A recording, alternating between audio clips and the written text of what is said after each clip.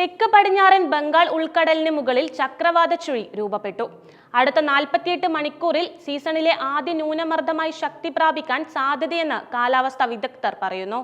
സംസ്ഥാനത്ത് ഇടിമിന്നലോടുകൂടിയ വേനൽ മഴയ്ക്ക് സാധ്യതയുണ്ട്.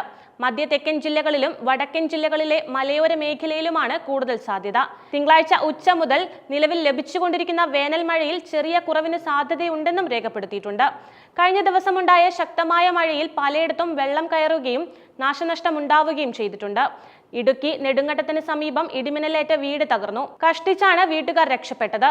കോഴിക്കോട് ഇടിമിന്നലേറ്റ് ഒരു സ്ത്രീ മരിച്ചു. കോട്ടയം മുണ്ടക്കയത്ത് തൊഴിലുറപ്പ് വനിതകളായ 5 പേർക്ക് ഇടിമിന്നലേറ്റു.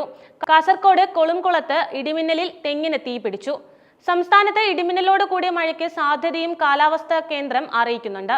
ആലപ്പുഴ, എറണാകുളം ജില്ലകളിൽ ഒറ്റപ്പെട്ട ഇടങ്ങളിൽ ഇടിമിന്നലോട് കൂടിയ ഇടത്തരം മഴയ്ക്കും മണിക്കൂറിൽ 40 കിലോമീറ്റർ വരെ വേഗതയിൽ ശക്തമായ കാറ്റിനും കോട്ടയം, തൃശൂർ, പാലക്കാട്, മലപ്പുറം, കോഴിക്കോട് ജില്ലകളിൽ ഒറ്റപ്പെട്ട ഇടങ്ങളിൽ നേരിയ മഴയ്ക്കും സാധ്യതയുണ്ടെന്ന് കേന്ദ്ര കാലാവസ്ഥാ വകുപ്പ് അറിയിച്ചു. മത്സ്യത്തൊഴിലാളികൾക്ക് പ്രത്യേക ജാഗ്രതാ നിർദ്ദേശം പുറപ്പെടുവിച്ചിട്ടുണ്ട്. ഇന്ന് ആൻഡമാൻ കടൽ, തെക്കുകിഴക്കൻ ബംഗാൾ ഉൾക്കടൽ, അതിനോട് ചേർന്ന മധ്യ ബംഗാൾ ഉൾക്കടൽ എന്നിവിടങ്ങളിൽ മണിക്കൂറിൽ 35 മുതൽ 45 കിലോമീറ്റർ വരെയും ചില അവസരങ്ങളിൽ മണിക്കൂറിൽ 55 കിലോമീറ്റർ വരെയും വേഗതയിൽ ശക്തമായ കാറ്റിനും മോശം കാലാവസ്ഥയ്ക്കും സാധ്യതയുണ്ട്. അതേസമയം ഇടിമിന്നൽ ജാഗ്രതാ നിർദ്ദേശവും പുറത്തുവിട്ടിട്ടുണ്ട്.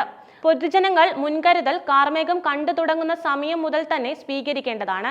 ഇടിമിന്നൽ എപ്പോഴും ദൃശ്യമാകണമെന്നില്ല. അതിനാൽ തന്നെ ഇത്തരം മുൻകരുതൽ സ്വീകരിക്കുന്നതിൽ നിന്നും വിട്ടുനിൽക്കരുത്. ഇടിമിന്നലിന്റെ ആദ്യ ലക്ഷണം കണ്ടുകഴിഞ്ഞാൽ ഉടൻ തന്നെ സുരക്ഷിതമായ കെട്ടിടത്തിനുള്ളിലേക്ക് മാറുക. തുറസായ സ്ഥലങ്ങളിൽ തുടരുന്നത് ഇടിമിന്നലേൽക്കാനുള്ള സാധ്യത വർദ്ധിപ്പിച്ചേക്കും. ശക്തമായ കാറ്റിനും ഇടിമിന്നലിനും സാധ്യതയുള്ള ഘട്ടങ്ങളിൽ ജനലും വാതിലും അടച്ചിടുക. വാതിലിനും ജനലിനും അടുത്ത് നിൽക്കാതിരിക്കുക. കെട്ടിടത്തിനകത്ത് തന്നെ ഇരിക്കുകയും പരമാവധി ഭിത്തിയിലോ തറയിലോ സ്പർശിക്കാതിരിക്കാൻ ശ്രമിക്കുക. മഴക്കാറ് കാണുമ്പോൾ തുണികൾ എടുക്കാൻ ടെറസിലേക്കോ മുറ്റത്തേക്കോ ഇടിമിന്നലുള്ള സമയത്ത് പോകരുത്. കാറ്റിൽ മുറിഞ്ഞു വീഴാൻ സാധ്യതയുള്ള വസ്തുക്കൾ കെട്ടിവയ്ക്കുക. ഇടിമിന്നലുള്ള സമയത്ത് കുളിക്കുന്നത് പരമാവധി ഒഴിവാക്കുക.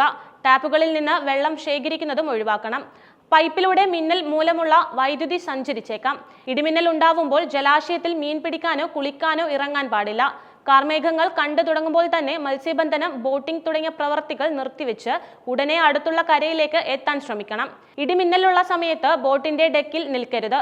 ചൂണ്ടയിടുന്നതും വലയെറിയുന്നതും ഇടിമിന്നലുള്ള സമയത്ത് നിർത്തിവെക്കണം. പട്ടം പറത്തുന്നതുവരെ ഒഴിവാക്കേണ്ടതാണ്.